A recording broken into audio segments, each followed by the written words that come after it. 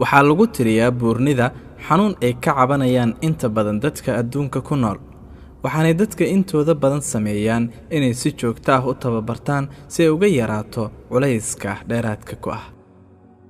cudurkan sidoo kale waxa uu ku faafay xayawaanada kala duwan ee adduunka ku nool, waxaana muuqaalkeenna maanta idinkugu soo bandhigi doonaa qaar ka mid a xayawaanadaas kuwaas oo ku dhib qaba buurnida. laakiin ka hor inta aynan bilaabin, fadlan muuqaalka like saar si aan u aragno inta qof ee uu xiisogeliyey muuqaalkan. haddii aanad weli ka mid noqon saaxiibada Ilays, fadlan ku soo biir oo ka mid noqo adigoo subscribe saaraya, gambaleelkana furanaya si ay kuu soo gaaraan wax kasta oo cusub oo aan halkan soo gelino.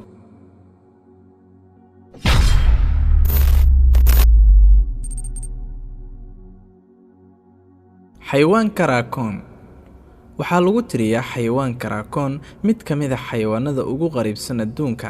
sanadii 2004 xayawaankan ayaa waxa uu galay buugga Guinness ee dhacdooyinka la yaab kale lagu kaydiyo, waxaana culayskiisu gaaray 34 kilogaram.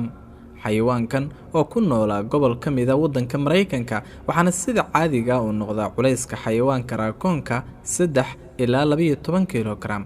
waxaanay aqoon-yahanada ku xeel dheer xajmiga xayawaanadu sheegeen in xayawaankan uu ku dhacay xanuun dhanka maskaxda ah, kaas oo sababay inuu si aan looga baran uu u naaxo ama uu cayilo. waxaana markii u horreysay arkay qof marayay waddada, intaas wixii ka dambeysay waxa uu noqday caan. xayawaankan waxa uu dhintay sanadkii 2004, mana jiro xayawaan kale oo gaaray culayskiisa oo ka mid ah xayawaanada raccoonka. waxaanay culimmadu u samayn jireen nidaam cunto oo markaasi culayska lagaga ridayo xayawaankan, waxaana laga ilaalin jiray cuntooyinka uu heli karo ama uu ka heli karo culayska saa'idka ah sida hilibka oo kale. waxaana dhacaysay inuu mararka qaar uu gurguuran jiray dhanka kushiinka si uu uga soo helo cuntooyinka loo diiday. waxaana sanadkii 1999 jiray xayawaan kale oo nuucaan ah kaasoo culayskiisu gaarayay 23.7 kilogaram. waxaana waqtigaas lagu tirin jiray xayawaankii ugu culusaa ee raccoon, laakiin xayawaankan ayaa ka jabiyey rikoorka sanadkii 2004. daanyeerka ugu buuran dunida. daanyeerkan waxaa la keenay mid ka mida beeraha lagu dhaqaaleeyo xayawaanada si loola socdo xaaladiisa caafimaad, gaar ahaan sidii uu u lumin lahaa bar ka mida culayska jirkiisa. waxaanu gaarayay culayska daanyeerkan 26 kilogaram, waxaanu sidaas ku noqday daanyeerkii ugu buurnaa adduunka. daanyeerkan waxa uu ahaa mid ku nool caasimadda waddanka Thailand ee Bangkok, waxaanu aadi jiray suuqa isagoo soo cuni jiray cuntooyin kala duwan, waana ta ku keentay kuna sababtay inuu fuulo culayskan oo dhan.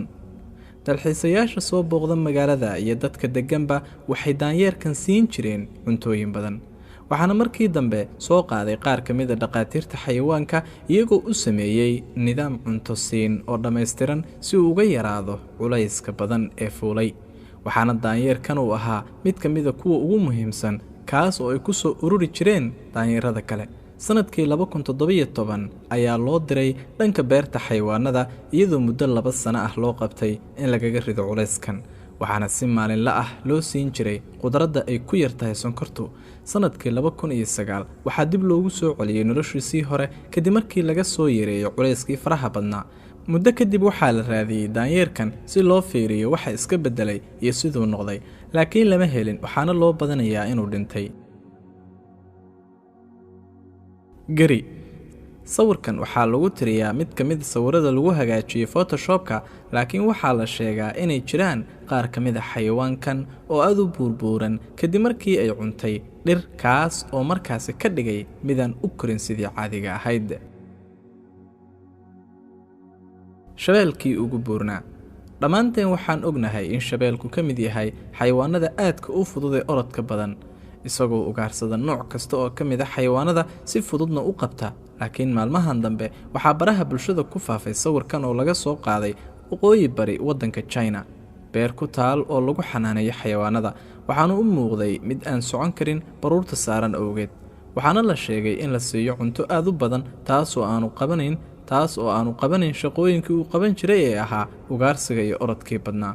waana sababta uu sidan ugu culusaaday shabeelkan. waxaanay dhaqaatiirtu aad ula socdeen caafimaadkiisa, waxaana la siiyaa cuntooyin dheeraada waqtiyada qaboobaha. waxaana dhacda inta badan in waqtiyada aan qabowgu aanu jirin uu shabeelku iska rido miisaan badan, laakiin taasi ma samayn shabeelkan. waxaana laga yaabaa inay waajahaan xaalado caafimaad hadday sidaan ay u siyaadaan miisaankoodu. waxaana sawirkan ku arkaynaa culayska uu leeyahay shabeelkan, waxaana dhacday inay dad badan social mediyaha ay isku weydiiyaan waxa uu cuno ee u gaarka ah shabeelkan.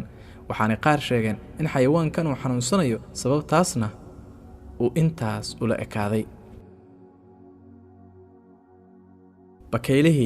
bakayluhu waa xayawaan yar kaas oo aan inta badan wax dhiba gaarsiin dadka ama xayawaanada kale ee uu kula nool yahay duurka, laakiin taasi run ma noqon karto mar walba. bal fiiri sawirkan inta uu la egyahay bakaylahan. waxaad arkaysaa bakaylahan oo lagu magacaabo raylaf, kaas oo da'diisu tahay 4 sano. waxa uu ku nool yahay waddanka Ingiriiska, isagoo culayskiisu gaaro ilaa 22 kilogram. waxaa la sheegaa in kuwa kale oo la nool bakaylahan ee iyaguna aad ugu dhow yihiin dhanka culayska. sidoo kale dhererka bakaylahan waxa uu markaasi ka badan yahay 1 mitir, waxaana lagu sheegay in weynaantan tahay miduu ka dhaxlay waalidiintii. waxaanay culimmadu ku taliyeen in laga yareeyo cuntada badan si aanu u kordhin culayskiisu oo marka horeba uu saaran yahay culaysaadu badan. bakaylahan ayaa awood u leh inuu cuno cunto kasta oo ka soo horbaxda ama loo keeno. waa sababtuu u noqday bakaylahani midka adduunka ugu weyn uguna culus. waxaana dhacda in dadku marka ay soo booqanayaan bakaylahan ay u soo qaadaan cuntooyin kala duwan, taasi oo markii dambe laga joojiyey in wax loo keeno.